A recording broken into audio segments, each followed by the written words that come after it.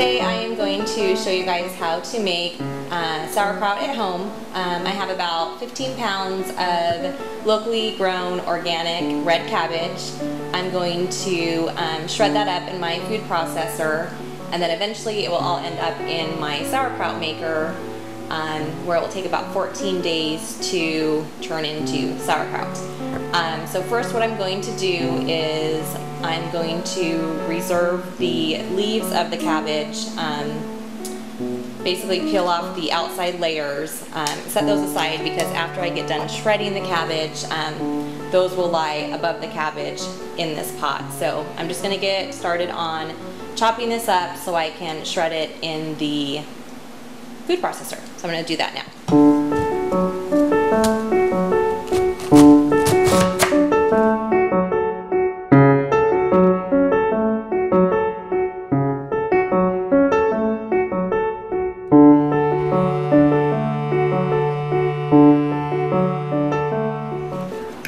Now, this is a 7-cup food processor, and it did about 1.5 heads. So I'm just going to transfer it into this pot now, and just continue with the rest.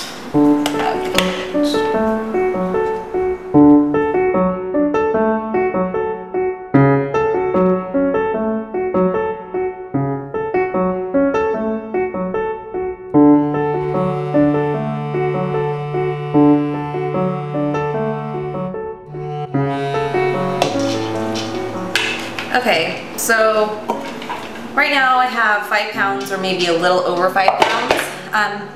The next step is important because we need to add our kosher salt to our mixture. This is going to help the liquid form, which will help the cabbage ferment and turn into sauerkraut.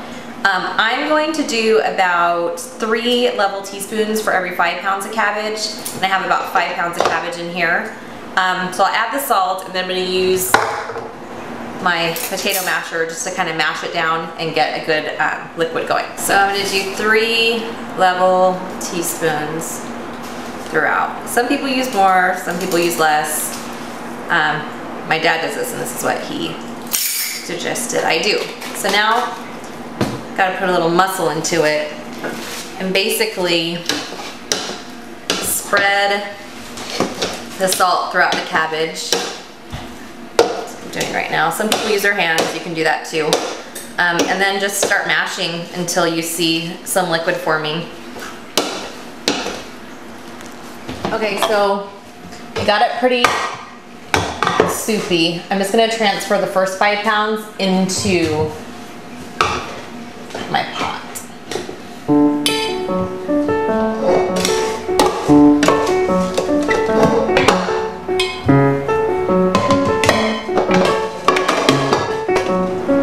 Okay, so in here we have about 50 pounds of the cabbage, and we went ahead and did the 3 teaspoons of kosher salt for every 5 pounds. So there's about 9 teaspoons in there, and I'm just going to take the cabbage leaves that we reserved and place them over the top of the shredded cabbage. I think that should be enough. And then these are weighing stones. And this is what's going to keep a lot of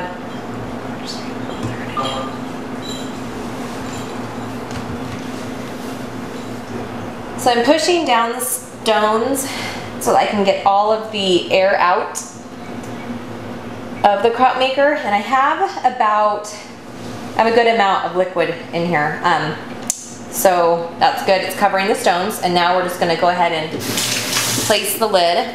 You just cover it, and then for this pot you just put water around the little canal here, and that's going to prevent I think air from going into the canister and mold forming.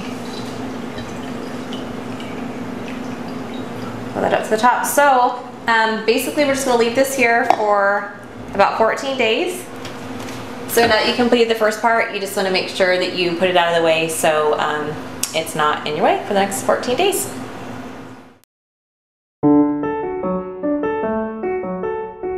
Okay, it's been 14 days since we put our kraut in the container.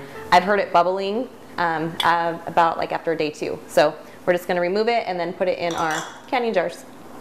So I'm gonna dump the water out of the lip. There's a little bit left.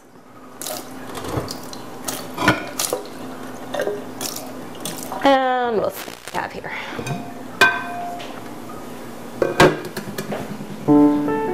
It's actually kind of expanded over the stones a little bit.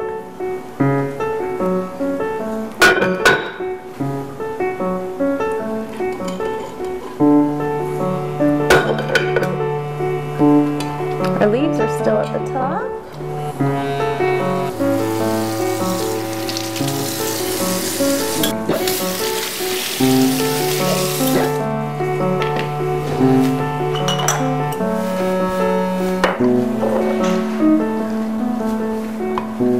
I'm going to stir it up a little bit. A lot of liquid still in it. I wonder if